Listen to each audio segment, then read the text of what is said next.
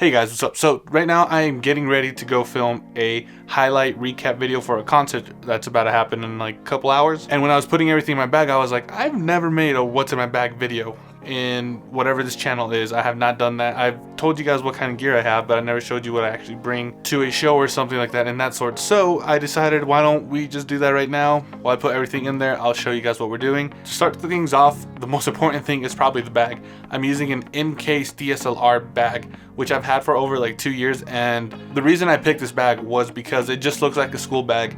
So maybe you're just walking around, it looks like, oh hey, he's from college, cool, he probably has books, no big deal. They don't know that you have a 6300 or anything in that sorts. The only way you can get to all of your stuff, all your gear that you put in here, is from opening from the back.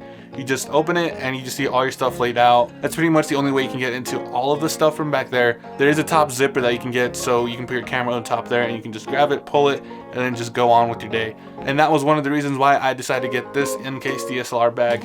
It kind of hurt my bank account because I didn't expect bags to be that expensive, but it was well worth the 2 years so far that I've been using it. In the top of the bag where the camera is, I have my handy dandy A7S Mark II with a 28mm f2 lens.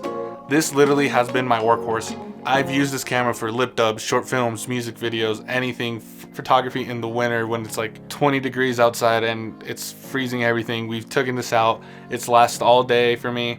I haven't had any complaints. Maybe just the menu is the only complaint, but other than that, this camera has pretty much been my favorite camera of all time so far.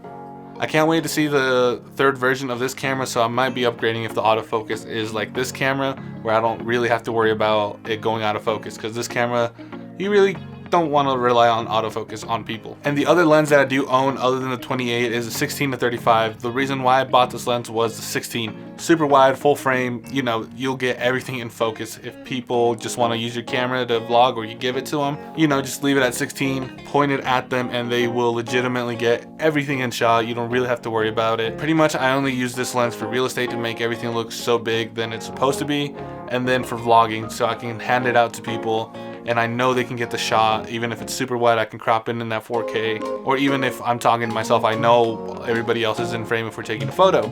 So yeah, I kind of want to upgrade to the 2.8 because it's an f4, but that 2.8 one is expensive. So maybe one day I'll get that one and sell my 2.8 and just use one lens. And for audio, if I'm planning on getting audio, maybe like wind or us talking to the camera when we're out there just vlogging, I'll use the Rode VideoMic Pro. I've had this mic for maybe like a year or two, and for some reason on my A7S it just sounds muffled. I can't tell if it's the mic, maybe it's the input on the camera, but everybody else like Craig, Sarah uses this mic and it just sounds clear. Even Peter McKinnon, as you guys know, his audio sounds amazing when he's not using the MTG4, which I am up here. But yeah, for some reason it just sounds muffled. I love this mic on Canons because they sound super clear when you change the settings on them. I've watched tutorials on it, tried them, it hasn't worked out for me. Maybe it's just my voice because I have a really deep muffled voice, but we don't know. But highly recommend this mic if you're on Canon or Sony. Just because I haven't been able to doesn't mean you'll be able to. And the new addition that I added to my camera bag that I'm borrowing from work is a 7-inch aperture monitor. Everything literally becomes so new to you.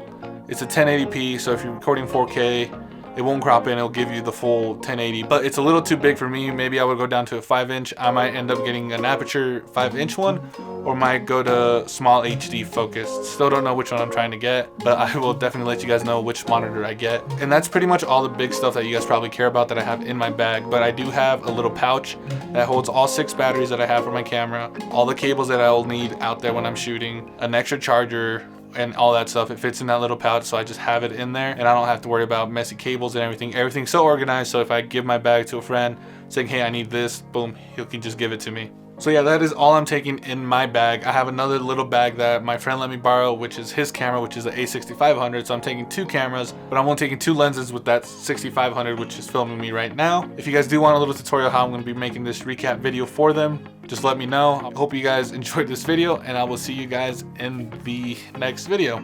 See ya.